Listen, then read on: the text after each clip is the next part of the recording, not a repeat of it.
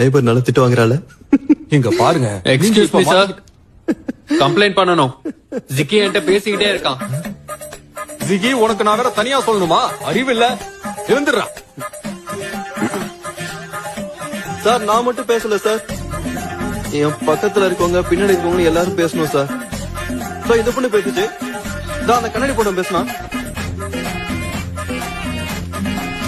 எல்லாரும் எழுந்திருக்க.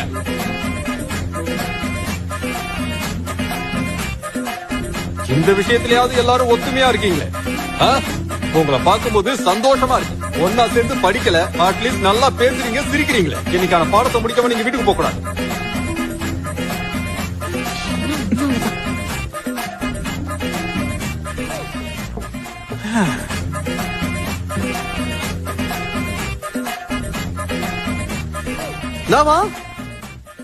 மன்னிச்சிருங்க.